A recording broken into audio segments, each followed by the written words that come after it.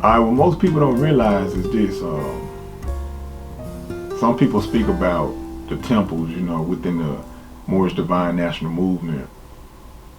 You got some people that treat Noble Drew Ali as if he's God and not just a messenger or a prophet, versus his message, what he brought to the people. For example, message to America, plea to the nation, a divine warning. You understand? So my point of where I'm getting to right now is you got to understand his message from his literature. And the only way you can truly understand what Prophet Noble Drew Ali meant is to go to his literature. Mainly the divine warning, message to America, plea to the nation, religious controversy. Alright? Now, nowadays it's kind of am I in a temple? Am I in a temple? No, I'm not in a temple. Have I tried to get in temples? Yes. Am I in a temple now or currently trying to get in a temple? No. Alright, the reason is because for several years I've tried to get with temples, and the people are very nasty in some temples. Like the attitudes and the way they approach certain things. Alright, me being studious, I know what Prophet Noble Drew Ali wanted us to do. I know he wanted us to live on the 5 principles of love, truth, peace, freedom, and justice. And a lot of these temples that's like the first thing. You don't see the love. You don't even see the love in a lot of the temples. And I'm not knocking every temple, because there are some temples that are ran by certain sheiks that are proper. But my reason is this, to get on this subject, is the temples have been infiltrated. Alright, they have been infiltrated, and nowadays when they infiltrate, they use people that are close to you to get certain information so they can counter the movement. That's what people don't realize. People don't realize this. Alright? They don't realize this. When they used to kidnap me, the state, when they used to harass me and kidnap me, they used to do all sorts of profiles on me. Alright? They used to bring in the gang unit and try to intimidate me that way, even though the people really showed high respect towards me when interrogating me. They showed high respect. They treated me nicely. They really respected me. But they brought out the gang unit to indirectly get at me mentally. Alright? They would bring me in and out of the courts, like all times of morning, 3 o'clock in the morning. Let's get them to court. They'll be rushing real fast. Come on, get up. Just a lot of mental bullshit. Alright? But before I get into how the temples were infiltrated, let's go into something I really never speak about. Years ago, I think it was 2012. I think this was the last time I was locked up, like dealing with the state of Tennessee. I think this was the last time I was locked up. And I can remember during that week of being locked up, my last week of being locked up, the so-called FBI came through like 3 times that week and brought me out of my cell and brought me to this very nice luxury house directly across the street where they did business. And they would take the handcuffs off of me. They had a nice couch I could lay down. It was cool in there. The temperature was cool. They offered me food, which I didn't take. They offered me, sodas, all types of stuff, things that I wouldn't really having inside of the prison. So it was 2 European guys. I'll never forget it. They brought me in, and what they were trying to do is to get me to accept the charges, but they knew that I was not accepting the charges. because I was standing on what Noble Drew Ali taught us to enforce, the American Constitution. Okay? I knew they were recording me, even though I didn't see anything out, but I knew they were recording me. So the way I spoke to them was me speaking directly to the magistrate, because I knew that they were trying to infiltrate some type of way through me. All right. So since they saw that I couldn't or I wouldn't accept the charges, they got off the subject of the charges. They started asking me all sorts of questions like, again, the so-called FBI. They started asking me all sorts of questions like, do Moorish men, are you in a harem? Do you deal with harems? Where do you guys study? Like, how do you meet up? Like, what is your spiritual background? And I utilized that time to speak to them intelligently, under an intelligent tone, like the Prophet taught us. And when they asked me things such as, where did we study? Because they were really trying to figure out some things. And I told them, I said, look, when we study, man, we study wherever we want to study. Sometimes it may be in a park. Sometimes it may be in groups at various different homes or, locations we may choose. It may be over the phone. It just all depends. And the reason I told them that, because that was the truth. That was the truth. So eventually, what these so-called FBI guys would do, they would send me back, and then they bring me back. You remember, it was like 3, maybe 4 times that week before they released me finally, that they came and got me out of my cell and they was questioning me things. And I'll never forget this. The second time they came and got me, they brought out a book about this huge, like 4 phone books, like wide. And it had nothing but Moorish information in it. And they asked me, did I know anything about, any of these organizations, or did I know Prophet Noble Drew Ali, who is our leader, and all of this just crazy stuff. And I was like, let me see the book. I kid you not. When I looked in the book, every organization that claimed to be of the Moorish movement was in that book. All right. Whether it was by way of snippets that they copied off a website, whether it was off actual documents from a temple itself, whether it was they had the info. Just my point. They had the info. Now remember, these are 2 European guys. And I looked through it and I was like, wow. So some of the stuff I was looking at, I was familiar with regarding Prophet Noble Drew Ali's message, with the Constitution. And I saw a lot of different organizations that claim to be of the Moorish movement inside of this book. So my point is, they're watching. They're documenting, and they are taking notes. So even if you claim to be, this high, have high regard for Prophet Noble Drew Ali, and you don't enforce civics, they got you in the book as well. But you've been neutralized. You've been neutralized. That's the point. You've been neutralized. You've been neutralized. So I believe by the 3rd day, they already figured out that I'm honorable and, I'm spiritual with this Islam that I represent, etc., etc.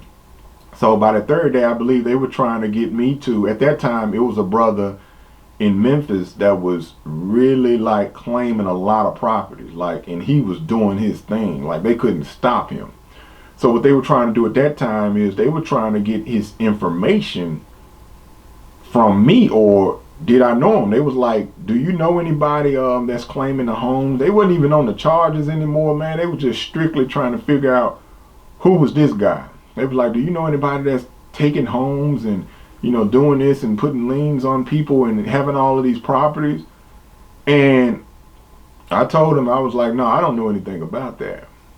And it was like, are you sure? I was like, yeah, I'm sure. They was like, have you taken any homes? I was like, how can you take a home? So I'm basically just reversing it on them. And they just asked me a lot of questions. Do you know this? Do you know this person? Do you know about this? Who is your leader? And I was like, well, we're all our own leaders. We're our own leaders. And they was like, well, we thought Prophet Noble Ali was your leader. He's dead. I was like, what that got to do with it? You know, he brought a message, but we take the message and the message lives on. You know? So after them asking me, now this is how I know this is how the so-called FBI work. After I had no answers for them that they wanted to hear, something told me in the back of my mind to ask them, because I was ready to get out. I didn't want to talk to them anymore. You know, I was asking, you know, I wanted to actually get out of this place. So they continued, well, do you know this person? Do you know about this? What do you do here? What do you do this? What about Islam? What is this? They would just ask me a lot of questions. And again, I spoke to them under an intelligent tone.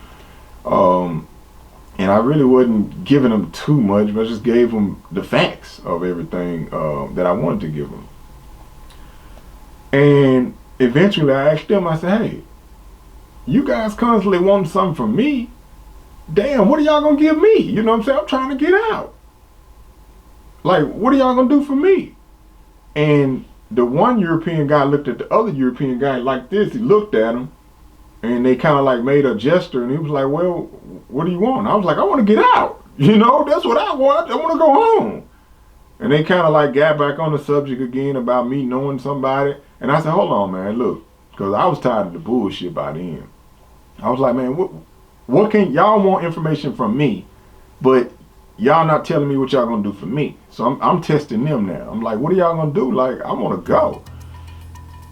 Man, he took a notebook and pad, slid it across the table with a pen, and said, whatever you want. So now I'm thinking in my mind, like, okay, well, hell, I want to go home. You know, I ain't thinking about nothing else. And I was like, okay, cool. Like, anything? And he was like, yeah, whatever you want. He slid the notebook. I'll never forget it. He slid the notebook across the table and the pen.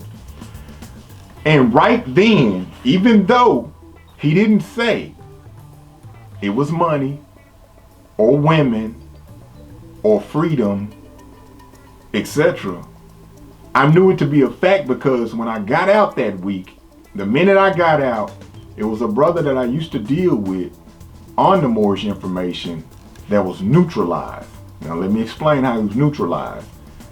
He saw online how all of the charges were beaten.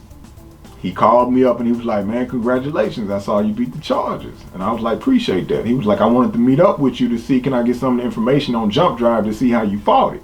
Because at the beginning, this brother showed me a lot of different things, and I got to give him props for that and that only. So I was like kind of weary about it at first, but I was like, cool, you know, we can meet up, you know. So I took my gun, I took my pistol, of course, because I really wasn't too sure about him, even though I didn't have any issues with him. But of course, I was strapped. I met up with him. I told him where I would meet up with him. It was at nighttime that night.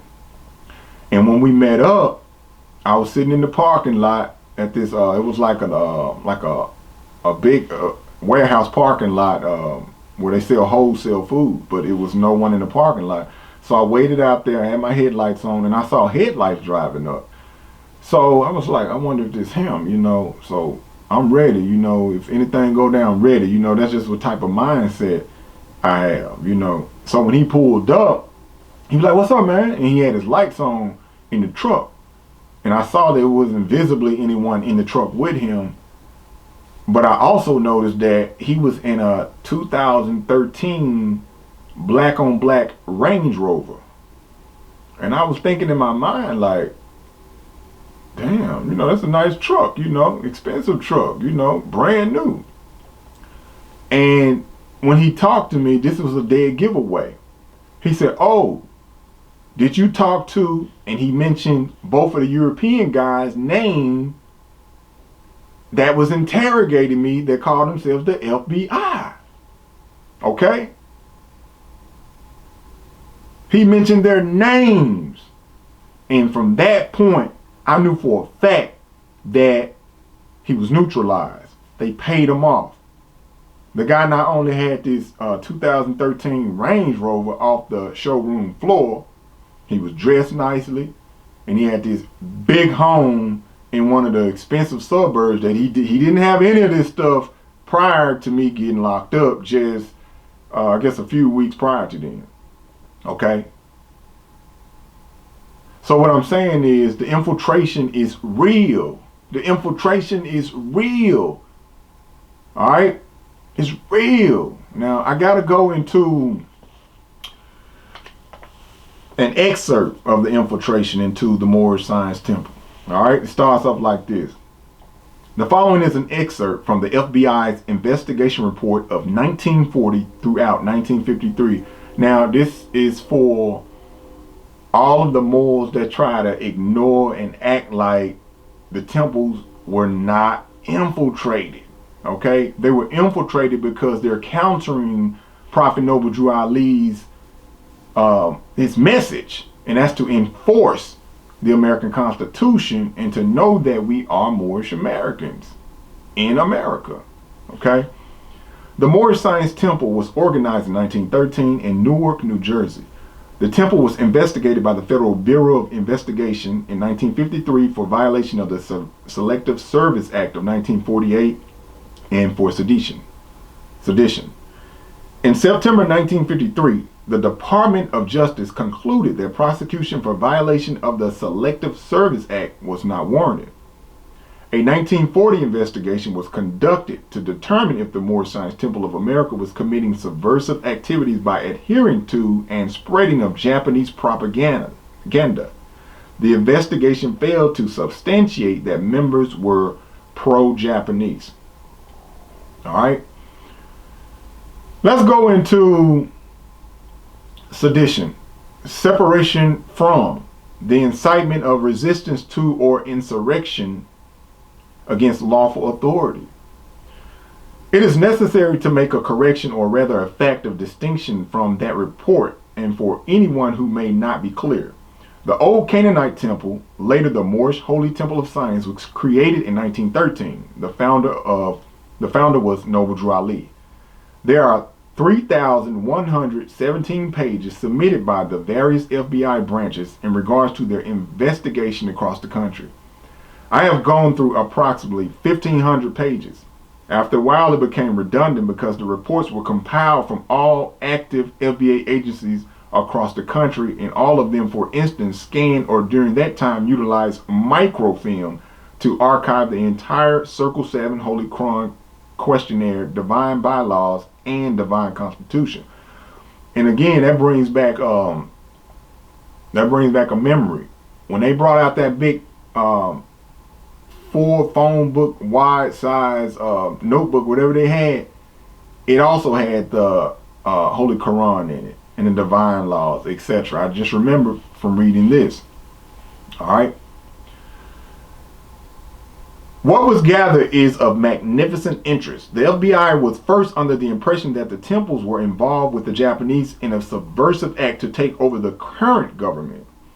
One must keep in mind that the Japanese bombing of Pearl Harbor had just taken place, coupled with the fact that the Moorish Americans were stating they were Asiatic.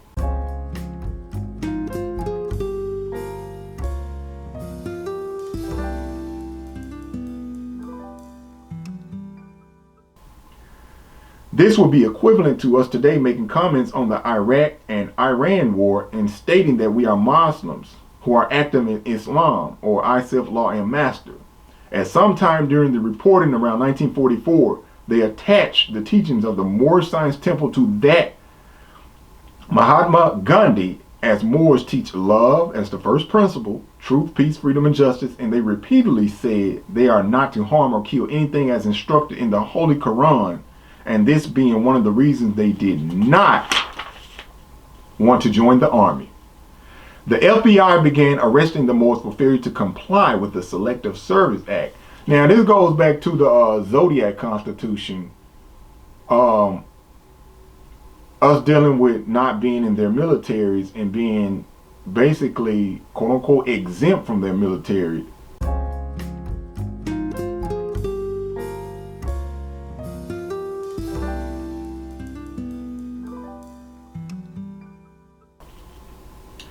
Background information. At first, they threatened the formers of the organization of deceiving and taking money dues under false pretense, and as a confidence game, they threatened to prosecute them. This is before they, the FBI, were aware of just how many temples existed across the nation. At that time, so many were popping up. They were all over the activities of the Moorish Science temples. Now this is after Noble Drew Ali passed form. One of the things they could not do was obtain a great deal of information about the Moorish Divine National Movement prior to his death.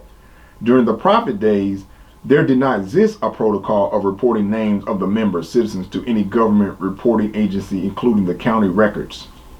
Okay? So during that time, if you had an issue, the issue was private. It was in the trust of the temple. And someone in the temple should represent you. Okay? That's how it was during that time. That's how it was supposed. That was the protocol. Now, the protocol was that which was just said. All right? Now, the temple itself was placed on the record, but all records and names of members were kept as records of the various temples. If a Moor were to have an encounter with the inferior courts or policy enforcers, policemen, then a Moorish consul would come to one's aid. Temples began popping up under the divided faction of leaders who claimed they were the rightful heir to the association. In fact, there were two, not one, but two who said they were reincarnated Drew Ali. Now, we all know that reincarnation is not done in a full-grown body, only a newborn. I am sure they were feeling the spirit of the prophet and got that confused, I guess. One of those claiming to be reincarnated was Noble Drew Ali's chauffeur, Stephen Gibbons L., and the other was Ira Johnson Bey from Pittsburgh. Now, Johnson Bey invaded Millie L's office or home demanding recognition to be the new leader. Millie L got beat up by the invasion. In fact, the description is that he was mauled.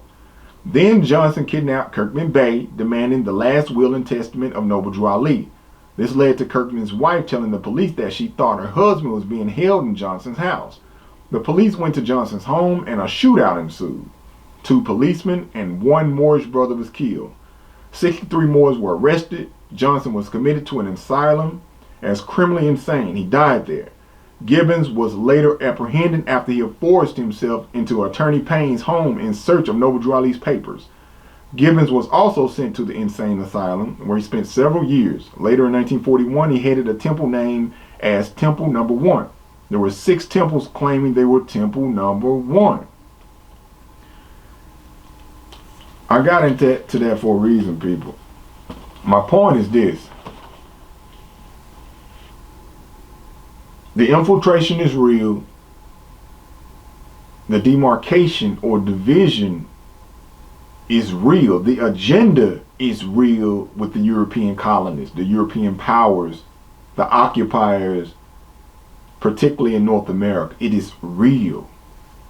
So while we sit back and fight one another, the Europeans win on various levels. They win on various levels. Okay? The resource, the land, the power. They have our women.